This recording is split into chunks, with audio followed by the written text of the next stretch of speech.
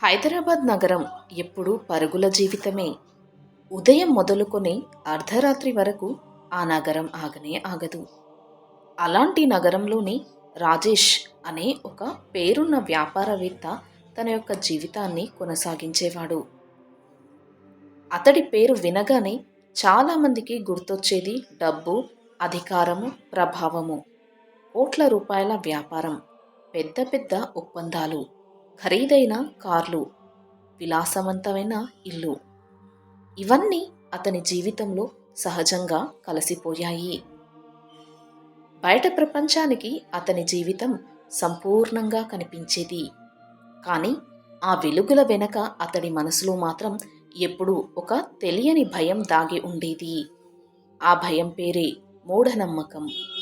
రాజేష్ చదువుకున్నవాడే, కానీ ఆలోచనలో మాత్రం పాతకాలపు భయాలు చాలా గట్టిగా పాతుకుపోయాయి. జీవితంలో ఏ చిన్న నిర్ణయం తీసుకున్నా జ్యోతిష్యం చూసుకోవడం అతనికి ఒక అలవాటు. ఒకసారి లాభం వస్తే దానికి కారణం గ్రహాలే అనేవాడు. నష్టం వస్తే దానికి గ్రహాలే కారణము అని నమ్మేవాడు. తన కష్టాన్ని, తన నిర్ణయాలను ఎప్పుడూ తాను చూసుకోలేదు. అలాంటి ఒక రోజునే అతను ఒక పేరున్న జ్యోతిష్కుడిని కలవడానికై వెళ్ళాడు. పంచాంగం, జాతకం అంటూ చాలాసేపు చూసిన ఆ జ్యోతిష్కుడు చివరికి ఒక మాట అన్నాడు. ఆ మాట రాజేష్ గుండెల్లో విషంలా దిగిపోయింది. నీ రెండో సంతానం ఆడపిల్ల అయితే నీ వ్యాపారం పూర్తిగా కూలిపోతుంది, నీ సంపద కరిగిపోతుంది, కుటుంబం రోడ్డుపై పడుతుంది అని అతడు చెప్పాడు. అసలు ఆ మాట నిజమో కాదో అని రాజేష్ ఆలోచించలేదు ఒక్క క్షణం కూడా. భయాన్నే నమ్మకంగా చేసుకున్నాడు. ఆ భయమే అతడి జీవితాన్ని మెల్లగా మార్చడం మొదలుపెట్టింది. కొంతకాలం తర్వాత అతడి భార్య సౌమ్య గర్భవతి అయ్యింది. మొదటి సంతానం కొడుకు అని తెలిసిన రోజు రాజేష్ ఆనందానికి అవధులు లేవు. ఇంట్లో సంబరాలు, పూజలు, మిఠాయిలు. నా వారసుడు పుట్టాడు అని అతడు గర్వంగా చెప్పుకున్నాడు. ఆ బిడ్డకు రోహిత్ అని పేరు పెట్టారు. రోహిత్ పెరిగే కొద్దీ రాజేష్ ఆశలు కూడా పెరిగిపోయాయి. తన వ్యాపారం, తన పేరు, తన సంపద అన్నీ ఈ కొడుకు ద్వారానే కొనసాగుతాయని అతడు కలలు కన్నారు. కాలం ఆగదు. కొన్ని సంవత్సరాల తర్వాత సౌమ్య మళ్ళీ గర్భవతి అయింది.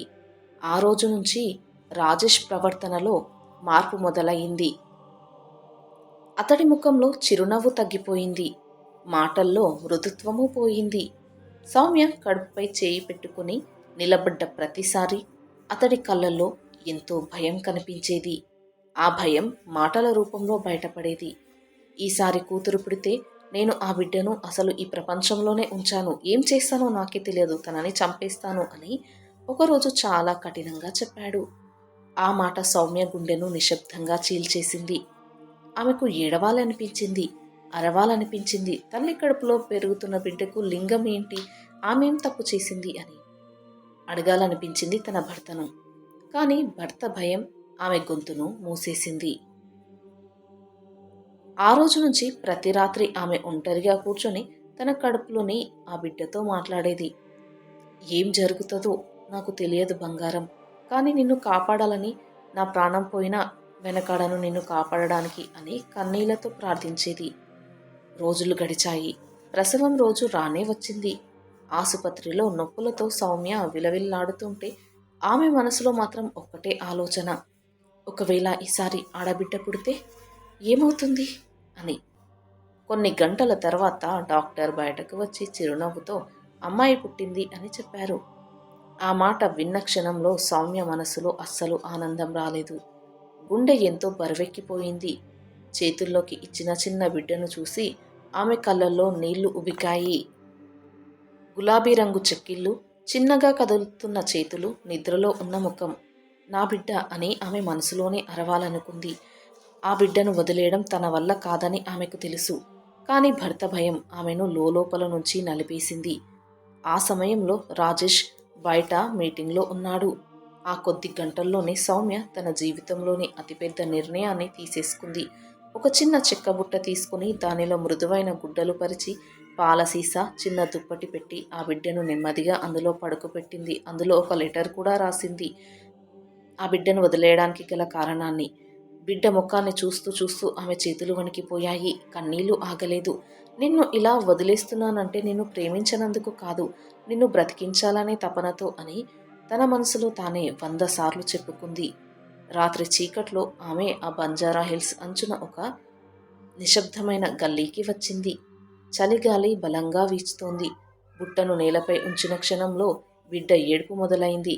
ఆ ఏడుపు సౌమ్య గుండెను చీల్చేసింది. ఒక్క అడుగు ముందుకు వెళ్ళి బిడ్డను తీసుకెళ్లాలనిపించింది. కాని ఆమె అడుగులు కదలలేదు. చేతులు జోడించి దేవుడా, నువ్వే నా బిడ్డకు తల్లి తండ్రి అని ప్రార్థించి అక్కడ్నుంచి వెనక్కి తిరిగి వెళ్ళిపోయింది. ఇంటికి వచ్చి రాజేష్ ముందు కూలబడి బిడ్డ ఆసుపత్రిలోనే చనిపోయింది అని అబద్ధం చెప్పింది. ఆ అబద్ధం ఆమెను జీవితాంతం వెంటాడబోతోందని ఆ క్షణంలో ఆమెకు తెలియలేదు. ఆ రాత్రి చలి చాలా తీవ్రంగా ఉంది. ఆ గల్లీలో ఒక వీధి కుక్క ఉంది. ఇటీవలే దానికి 4 పిల్లలు పుట్టారు. దూరం నుంచి వినిపిస్తున్న బిడ్డ ఏడుపు దాని చెవుల్లో పడింది. అది నెమ్మదిగా ఆ శబ్దం వైపు వచ్చింది. చెక్క బుట్టలో చిన్న మానవ శిశువును చూసి అది కదలకుండా నిలబడిపోయింది. మాటలు లేని జీవి అయినా తల్లి గుండె మాత్రం అలాగే స్పందించింది. తన పిల్లలను ఒక్కొక్కటిగా నోటితో మోసుకొచ్చి ఆ బుట్ట చుట్టూ పెట్టింది. తన శరీరాన్ని బిడ్డకు అడ్డుగా ఉంచి చలిని తట్టుకునేలా చేసింది. తన పిల్లలతో పాటు ఆహారాన్ని ముందుగా ఆ బిడ్డకు పెట్టేది. ఆకలి వేసిన ఆ బిడ్డ ఏడుపు ఆగే వరకు కదలకుండా ఉండేది.